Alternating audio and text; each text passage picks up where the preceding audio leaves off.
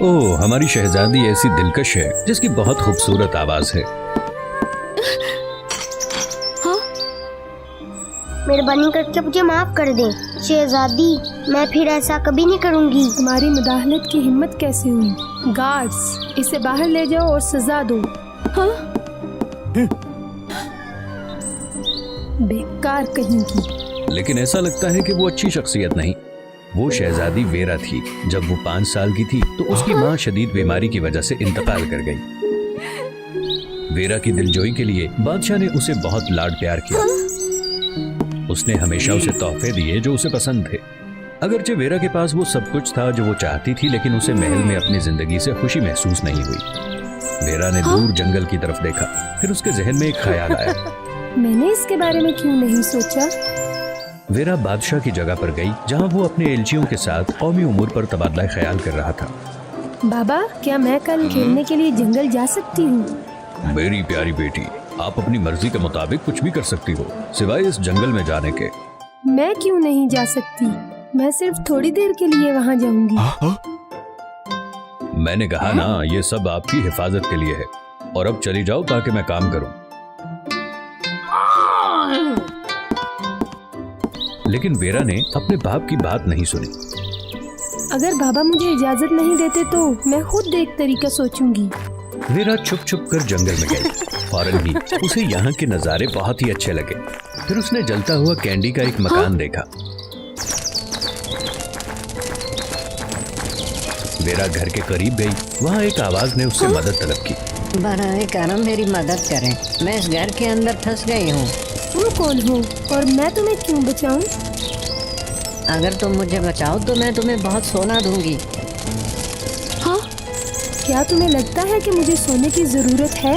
वहाँ जाने से मेरे बाल जल जाएंगे और मेरी जिल्द बदसूरत हो जाएगी। तुम्हें बुलंद आवाज में चीखना चाहिए। क्या पता कोई सुन ले और तुम्हारी मदद करे। वेरा वापस जाने ही वाली थी कि वो औरत बाहर निकलने में कामयाब हो गई। वो यागा डाइन थी। हाँ? एक खूबसूरत लड़की, लेकिन दिल इतना खूबसूरत नहीं है। मैं वाकई तुम जैसे लोगों को पसंद करती हूँ। मुझे सिर्फ एक नौकर की जरूरत होती है। मैं तुम्हें ये मौका दूंगी। वेरा का जवाब देने का इंतजार न किया और डाइन रोने लगी। हाँ?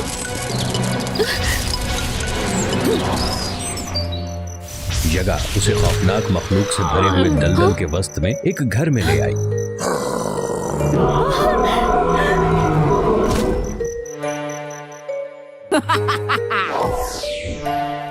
घर के अंदर के नजारे ने वाकई सबको खौफजदा कर दिया। तुम अपनी रूह की तरह बदसूरत हो जाओगी और ये घर तुम्हें हमेशा के लिए यहाँ रखेगा। उसके बाद उसका चेहरा तब्दील होने लगा। फरार होने की कोशिश करोगी लेकिन कुछ नहीं होगा। मैं यकीन दिलाती हूँ, अगर तुम मार से बचना चाहो तो मेरी अच्छी तरह खिदमत करो। कभी ये सोचना भी मत, मेरे बाबा जल्दी यहाँ आएंगे और तुम्हें तबाह कर देंगे। ठीक है, आओ देखते हैं तुम कितनी सख्त हो सकती हो। उसको ठंडा करने के बाद जादूगरनी उसे एक पुराने कमरे में ले गई और दरवाजा बंद कर दिया। मुझे जाने दो, मैं तुम्हें हुक्म देती हूँ। थोड़ी देर चीखने के बाद वेरा को थकावट महसूस हुई। वहाँ पर एक आवाज आ रही थी। छोटी बच्ची, क्या तुम ठीक हो? वेरा ने देखा और आसपास तलाश किया। ओ बदबूदार मखलूक, मुझसे दूर हो जाओ। कितने नागवार हो।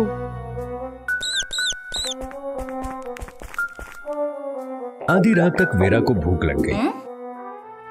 मैं कभी भी ये खौफनाक डिश नहीं खाऊंगी। अगले दिन डाइन दोबारा वेरा से मिलने आई। ये देखकर कि वो अभी भी सख्त है, जादूगरनी ने उसे दोबारा मारा। शाम को उसके बिस्तर पर एक बार फिर रोटी थी। कई दिन तक यही सिलसिला रहा। पहले तो वेरा को हमेशा यकीन था कि उसके वालिद आकर उसे बचा लेंगे, लेकिन एक तवील वक्त के बाद वो उम्मीद से महरूम होना शुरू हो गई। बाबा, आप मुझे बचाने के लिए क्यों नहीं आए? मुझे नहीं पता ये रोटी मेरे लिए कौन लाता है। हो सकता है ये वही हो जिसको मेरा बहुत ख्याल हो। अगली शाम वेरा को ये जानने के लिए दिलचस्पी थी कि रोटी कौन लाता है, लिहाजा वो इंतजार कर रही थी। बाद में एक कोने से एक छोटी सी आवाज आई। हाँ?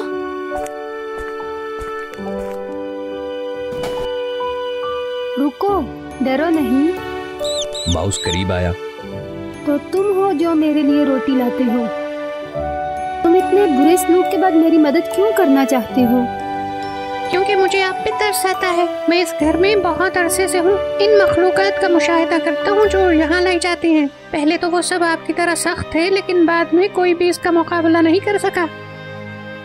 मैं यहाँ से कैसे निकल सकती हूँ? ये मकान गुस्ताखाना रूहों को कैद करने के लिए इस्तेमाल होता है। इसका मतलब ये है कि वो सिर्फ उन लोगों का इंतखाब कर सकती है जो उनकी खिदमत के लिए बुरा सलूक करने वाले हैं। एक बार जब आप जादू के नीचे आ जाएं, तो कभी भी इस जगह से नहीं बच पाएंगे। वो मखलूक वहाँ से बाहर इंसान होते थे। जब तक डाइन को शिकस्त नहीं दी जाती, ये घर नाकाबिले तस्खीर है। शहजादी ने महसूस किया कि इससे पहले उसने कभी किसी के साथ अच्छा सलूक नहीं किया। तो मैं बुरी इंसान हूँ? मुझे अफसोस है। मैं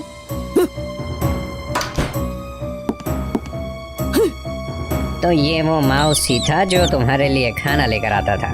ताज्जुब की बात नहीं कि वो तुम्हारे लिए इतना लचकदार क्यों है। मुझे इसे मारने दो, फिर देखो ये कितना सख्त हो सकता है। आप मेहरबानी करके इसे माफ कर दें। तुम नहीं चाहती कि मैं तुम्हारी खिदमत करूं? अगर माउस को माफ कर दो तो मैं ये करूंगी। ठीक है, मुझसे माउस की जिंदगी को बचाने के लिए कह रहा है। ठीक है, मैं इसकी जिंदगी को बचाऊंगी और तुम मेरे लिए काम करोगी। तब वेरा को उसके लिए काम करना पड़ा। वेरा ने उस घर में बहुत सी दूसरी मखलूकात का मुशाहिदा किया जिनके साथ जादूगरनी बुरा सलूक कर रही थी। वेरा ने उन पे तरस खाया, लिहाजा जब डाइन आसपास ना होती वो उनकी मदद करने आती। उसने काली बिल्ली को ताजा गोश्त का एक टुकड़ा दिया। उसने दरवाजा चकनाचूर किया ताकि ये क्रैकिंग बंद हो। उसने 3 सर के कुत्ते को एक बड़ी रोटी दी। वो चनार के दरख्त को रिबन देना नहीं भूलती थी। काम करते वक्त वो कभी कभी गाती, जिसने घर को एक बार फिर रवा दवा बना दिया। यहाँ की तमाम मखलूक उससे प्यार करती थी। एक दिन दलदल के करीब जंगल में एक लड़का खो गया। वो यागा को मिल गया और उसने एक मंसूबा बनाया। मुझे नहीं मालूम इस जंगल से कहां से बचना है। मुझे एक नया नौकर मिल गया। उसने अपनी दलदल और बदसूरत मकान को एक खूबसूरत जगह में तब्दील कर दिया और यहाँ बदसूरत मखलूक को प्यारे घरों में तब्दील करना नहीं भूली। इस पर उसने वेरा को याद किया। यागा मुतमईन नजर आई। वेरा कहाँ है? यहाँ जल्दी से आए, यहाँ जल्दी से आओ। मेरे पास तुम्हारे लिए काम है। हमारे पास एक मेहमान होगा। जल्दी से मेरे लिए अच्छा खाना तैयार करो और अपने चेहरे को ढांपने के लिए चादर याद से पहनना। ये यागा की तवक्को के मुताबिक था। बाद में लड़का उसके खूबसूरत घर में आया। ओह, क्या खूबसूरत घर है। इसका मालिक भी एक मेहरबान शख्स होना चाहिए। मुझे यहाँ जाने का रास्ता तलब करने के लिए वहाँ जाना पड़ेगा। हाँ? यागा ने दरवाजा खोला। हेलो जवान लड़के, मुझे हैरत है कि तुम यहाँ आए हो। हेलो लेडी, मैं और मेरे दोस्त इस जंगल में शिकार कर रहे थे, लेकिन मैं बहुत फोकस था इसलिए खो गया। क्या आप मुझे इस जंगल से बाहर निकलने का रास्ता बता सकती हैं? यकीनन मैं बता सकती हूँ, मगर अब अंधेरा हो रहा है। अगर तुम अकेले चले जाते हो तो बहुत से खतरनाक जानवर होंगे जंगल में। तुम्हें आज की रात कल सुबह तक यहीं रहना चाहिए। मैं तुम्हें यहाँ से बाहर ले जाऊंगी। ओह, ये बहुत अच्छा होगा। बहुत शुक्रिया, बहुत शुक्रिया। अंदर आ जाइए। यागा ने उसके लिए बहुत अच्छा खाना बनाया। मैं तो बस एक राहगीर हूँ। मेरे लिए इतना ज्यादा तकल्लुफ करने की आपको जरूरत नहीं थी। मैं इस जंगल में काफी अरसे से रह रही हूँ। मेरे पास यहाँ कोई भी नहीं होता। तुम्हें देखकर मुझे बहुत खुशी हुई है, सो इसे अपना ही घर समझो।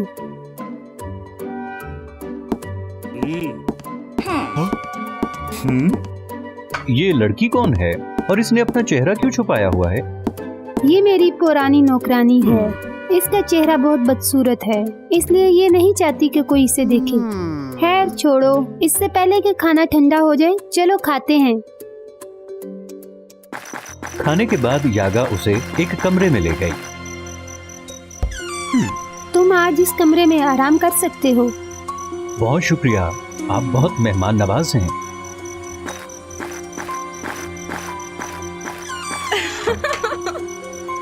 उसके आसपास की हर चीज को खूबसूरत बनाने के लिए बहुत ज्यादा जादू इस्तेमाल करने के बाद डाइन थक गई थी।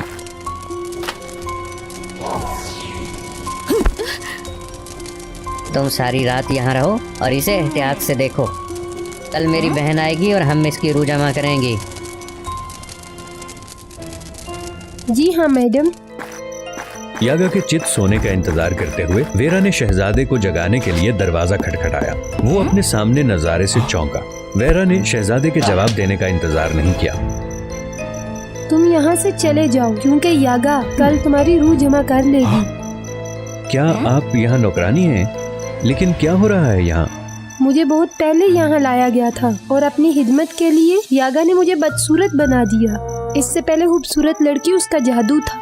उसने आपको जाल में गिरने का लालच दिया। प्लीज यहाँ से निकलो, वो अभी सो रही है। इस घर की तमाम मखलूक मेरी दोस्त है, वो आपको नहीं रोकेगी। लेकिन तुम्हारा क्या होगा? मैं इस जगह को उस वक्त तक नहीं छोड़ सकती जब तक इसे हरा ना दूं, लेकिन मैं खुद कुछ नहीं कर सकती। वैसे भी मेरा चेहरा बदसूरत हो चुका है, इसलिए मैं लोगों से नहीं मिलना चाहती। वेरा की कहानी सुनकर शहजादे ने एक मंसूबा बनाया। मेरे पास एक मंसूबा है। आपको सिर्फ अगले दिन वेरा ने सूप का एक बड़ा बर्तन पकाया। उसकी खुशबू इतनी अच्छी थी कि डाइन को सूंघने के लिए उसके करीब आना पड़ा। अचानक बिल्ली कहीं से घुस गई जिसने यागा को चौंका दिया। वो मुड़ी। फौरन ही बिल्ली ने उसके चेहरे पर छलांग लगाकर उसे नोच डाला। सूप गर्म था। उसने दर्द से छलांग लगाई। फिर उसने दरवाजे के पास पानी की एक बाल्टी देखी, लेकिन वो नहीं जानती थी कि वेरा ने उसे किस मकसद के लिए वहां रखा है। दरवाजे ने इसका फायदा उठाया। तुम्हारी हिम्मत कैसे हुई? रुको रुको बुरे कुत्ते, रुक जाओ। उस वक्त शहजादा पहले ही दरख्त के पीछे छुपा हुआ था। उसने दिखाया और डाइन को खत्म कर दिया।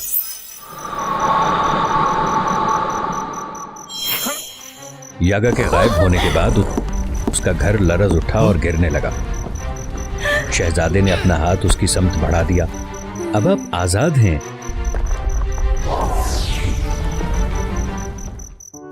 हर एक खुश था सिवाय वेरा के। उसने सांस लिया। लेकिन मुझे नहीं मालूम कहाँ जाना है अब। अगर बेहतर समझो तो मेरे साथ चलो, मैं तुम्हारा ख्याल रखूंगा। शहजादे के अल्फाज वेरा को भा गए। लेकिन मैं अब बहुत बदसूरत हूँ, मैं किसी को नहीं देखना चाहती। वेरा, किसी शख्स की खूबसूरती उसकी शक्ल से नहीं होती, बल्कि अंदर दिल से होती है। तुम एक नर्म दिल लड़की हो। तुमने मुझे ये जानने में मदद की कि मुझे खतरा होगा। मेरी नजर में तुम खूबसूरत लड़की हो। मुझे ना ठुकराने के लिए आपका बहुत बहुत शुक्रिया।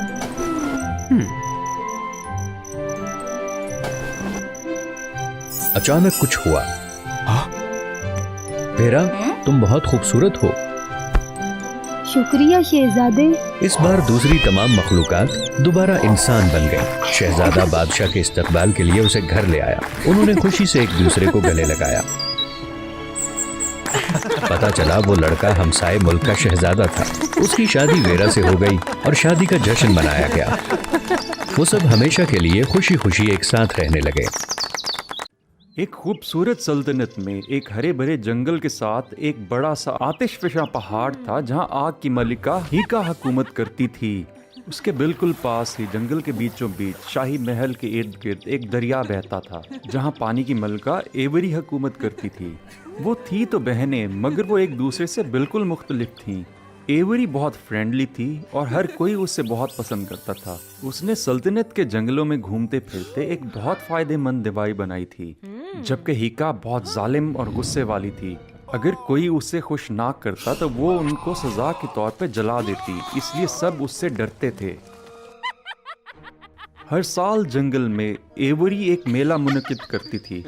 इस मेले में सल्तनत के बहुत से लोग शामिल होते, सब मिलकर डांस और खूब मजे करते। मेले में हीका को भी बुलाया गया था। ये देखकर कि एवरी को सब पसंद करते हैं, उसे हसद महसूस होता। मेरी बहन एवरी बहुत ही बेवकूफ है। वो एक गॉडेस है, मगर वो आम लोगों में घुल मिल जाती है और बेकार वक्त जाया करती है। उसी वक्त सल्तनत का नौजवान और नरम दिल शहजादा कूपर भी मेले में आया। शहजादा कूपर एवरी और हीका के सामने से गुजरा और दोनों हैरान और बहुत खुश हो गईं। हाय, मैं इस सल्तनत का शहजादा कूपर हूँ। आप दोनों हसीन खवातीन से मिलकर बहुत खुशी हुई। मेरी सल्तनत के लोगों को दवाई बनाना सिखाने का शुक्रिया। जैसे ही आग की मलिका हिक्का ने शहजादे को देखा, वो उसे पसंद किए बगैर ना रह सकी। ओ मेरे खुदा, ये दुनिया में इतना हसीन शख्स कहाँ से आ सकता है? कूपर के अलविदा कहने और घर वापस जाने के बाद भी हिक्का नौजवान शहजादे के बारे में सोचने से खुद को ना रोक पाई। मैं कूपर को कैसे अपनी तरफ माइल कर सकती हूँ? मैं जो चाहती हूँ उसे जरूर हासिल करके रहती हूँ, लेकिन मैं उसके महल जाकर शादी की दरख्वास्त नहीं कर सकती क्योंकि वो तो चारों तरफ से दरिया से घिरा है। मुझे अपना प्रपोजल भेजने के लिए किसी बाअसर शख्स के शहजादे कूपर के पास भेजना होगा। बिल्कुल, और वो शख्स मेरी बहन ही हो सकती है। अगर उसने कूपर को भड़काने की कोशिश की तो, लेकिन एवरी के सिवा और कोई ये काम नहीं कर सकता।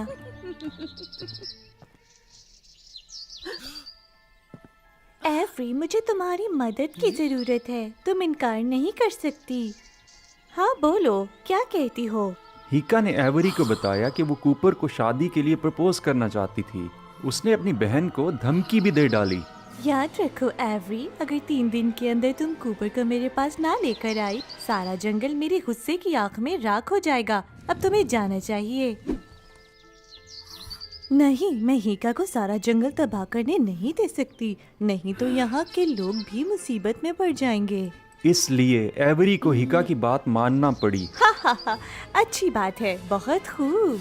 एवरी जल्दी से कूपर के महल में पहुंची। शहजादा उसे देखकर बहुत खुश हुआ। उसे बाहर जाकर खुशामदीद कहा और अंदर ले आया। शहजादा कूपर, मैं आपसे एक दरख्वास्त करने आई हूँ। प्लीज मेरी शादी की दरख्वास्त को कबूल कर लें। क्या वाकई एवरी? मेरी बड़ी बहन आग की मलिका हिक्का आपसे शादी करना चाहती है। क्या हिक्का ऐसा चाहती है? मैं समझा शायद। आप क्या समझे थे? ओह नहीं, कुछ नहीं, तुम अपनी बात जारी रखो। इस प्रपोजल ने सबको हैरान कर दिया क्योंकि सब हिक्का से डरते थे। किसी में उस खुदगर्ज आग की मलिका से शादी करने की जुर्रत ना थी। कूपर को भी आग की मलिका बिल्कुल पसंद ना थी। असल में वो जिसको पसंद करता था वो एवरी थी, मगर उसे कहने की जुर्रत ना हुई। एवरी, मुझे माफ करना, मुझे इनकार करना पड़ेगा। मेरे दिल में हिक्का के लिए कोई जज्बात नहीं। लेकिन कूपर, अगर तुमने इनकार किया तो हिक्का आतिश फिशा के जरिए सारे जंगल को जलाकर राख कर देगी और लोग भी दरबदर हो जाएंगे, और न तुम और न मैं ऐसा चाहते हैं। इसलिए मैं तुम्हारी मिन्नत करती हूँ। सुल्तान मुअज़्ज़म, उस मशहूर जालिम मलिका ने कहा है कि वो ऐसा जरूर करेगी। मेहरबानी करके सोच समझ कर फैसला करें। लोगों की जिंदगी अब आपके हाथ में है। अगर यही बात है तो सल्तनत की खातिर और सबकी जान बचाने के लिए मेरे पास और कोई रास्ता नहीं। मैं कल तुम्हारे साथ चलूंगा। आज के दिन तुम महल में रुक सकती हो। ठीक है, अगर महल में कोई बीमार है तो मैं उसकी मदद करना चाहूंगी। उस रात जब एवरी मरीजों को देख रही थी तो एक बहुत बड़ा जहरीला अजदहा अचानक सामने आ गया, जो कब से महल में छुपा बैठा था।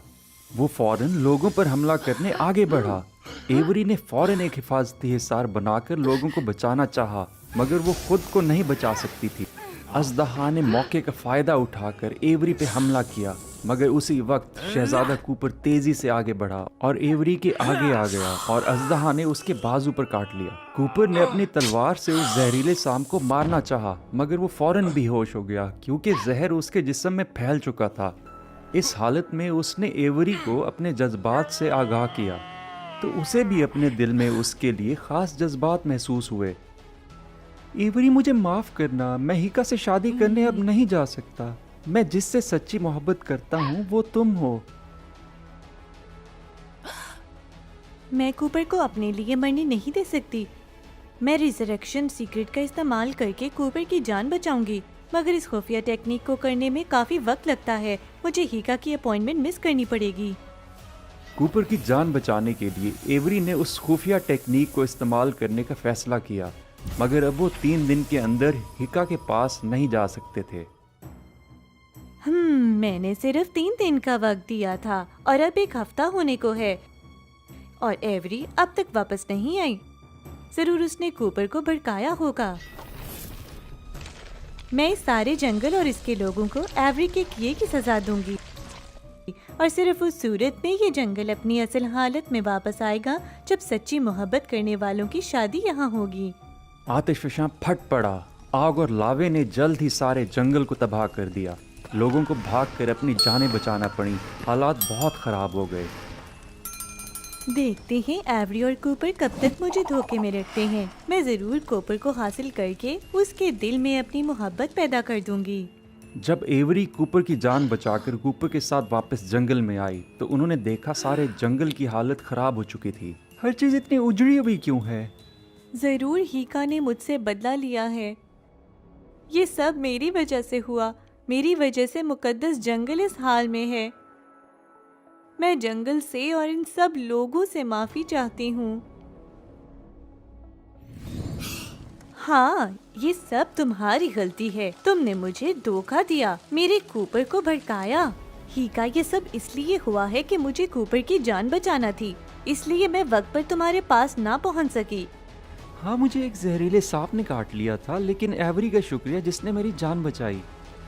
ये झूठ है। इस दुनिया में किसी इंसान को वापस कैसे जिंदा किया जा सकता है? एवरी, मैं तुम्हारी खूबसूरती को बर्बाद कर दूंगी ताकि तुम किसी और को ना बहका सको। हीका ने एवरी का यकीन ना किया। आग की मलिका गुस्से में थी। उसने अपनी बहन पर हमला किया ताकि उसका हुस्न बर्बाद कर सके। एवरी ने जल्दी से पानी की शील्ड के जरिए अपनी बहन को रोका। हीका, तुम्हें मुझ पर यकीन क्यों नहीं? आखिर तुम कैसे मेरे और इस जंगल का पीछा छोड़ोगी? मैं अपनी बहन से लड़ना नहीं चाहती। हीका ने एवरी को जंगल में अपनी कर्ज के बारे में बताया। मैं तुम्हें और इस जंगल को सिर्फ तब माफ करूंगी जब कूपर मुझसे शादी करेगा। मैं जरूर उसे अपनी मोहब्बत में गिरफ्तार कर लूंगी और हमारी मोहब्बत की ताकत से ये जंगल पहले जैसा हो जाएगा। ये कैसा आइडिया है कूपर? क्या तुम इन मासूम लोगों और जंगल को तबाह होने दे सकते हो? हमारी शादी से ये मामला बेहतर हो जाएंगे और सब कुछ ठीक हो जाएगा। मुझे अब क्या करना चाहिए? मैं, एवरी और सब लोग सिर्फ तभी ठीक होंगे अगर मैं हीका की बात मान लूं, मगर मैं उसको पसंद नहीं करता। कूपर और एवरी ने मायूसी से एक दूसरे को देखा और बहादुरी से यही फैसला किया। ठीक है हीका, मैं तुमसे शादी के लिए तैयार हूँ, अगर तुम वादा करो कि तुम जंगल और लोगों को उनका सुकून वापस लौटा दोगी। आहा, बहुत खूब कूपर, मैं वादा करती हूँ कि जो तुमने कहा वैसा ही होगा। चलो यहीं पर शादी की तकरीब का इंतजाम करते हैं। और फिर कूपर और हीका की शादी की बावकार तकरीब वहीं जंगल में होने लगी। हर कोई नाखुशी से आया और हीका से डरते डरते उनको मुबारक दी। हीका, अपना वादा याद रखना। चलो पहले जंगल को अपनी असल हालत में लाओ। फिक्र मत करो, मेरे लिए ये बहुत आसान है। चलो हमारी मोहब्बत की ताकत को जमा करो और इसका जादू देखो। आग की मलिका ने बहुत एतमाद से कूपर का हाथ पकड़कर जंगल को बचाने का जादुई मंत्र पढ़ा, मगर अजीब बात ये थी कि जंगल को कुछ भी ना हुआ। हर चीज वैसी ही उसी हालत में रही। इसका क्या मतलब है? क्या कूपर से मेरी मोहब्बत की ताकत काफी नहीं? शायद तुम्हारे दिल में मेरे लिए कोई जज्बात नहीं थे। हाँ, ये सिर्फ तुम्हारी एक तरफा मोहब्बत थी। एक जबरदस्ती की शादी से जंगल वापस अपनी हालत में नहीं आ सकता।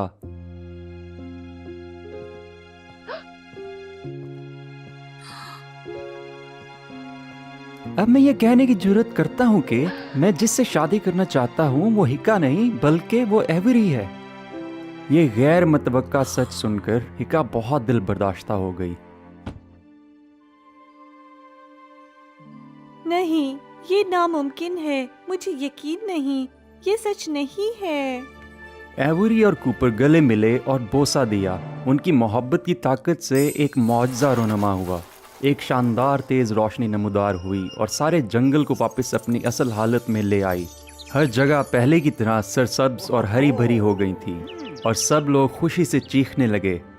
एवरी अभी भी हिका को नहीं भूली थी। वो हिका के पास गई, आराम से अपनी बहन की उठने में मदद की और कहा, हिका, सच्ची मोहब्बत हमेशा दोनों तरफ से होती है। अगर तुम कूपर से जबरदस्ती शादी कर भी लेती तब भी उसका दिल कभी भी तुम्हारा नहीं होता। अगर तुम इसी तरह खुदगर्ज बनी रही तुम नहीं जान सकोगी कि सच्ची मोहब्बत क्या होती है और किसी की भी हमदर्दी हासिल नहीं कर पाओगी।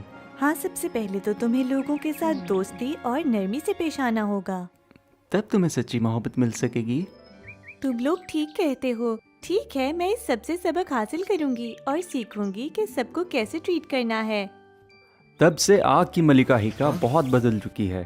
हर किसी के साथ बहुत नरम और दोस्ताना रवैये की वजह से लोगों की नज़रों में बहुत अच्छी हो गई है। अब वो अपनी ताकत का बिल्कुल गलत इस्तेमाल नहीं करती। और शहजादे कूपर और पानी की मलिका को सच्ची मोहब्बत मिल गई थी। उनकी शादी की तकरीब पूरी सल्तनत में जोश व खरोश से मनाई गई। वो अपनी पूरी सल्तनत के साथ हमेशा खुशी खुशी रहने लगे।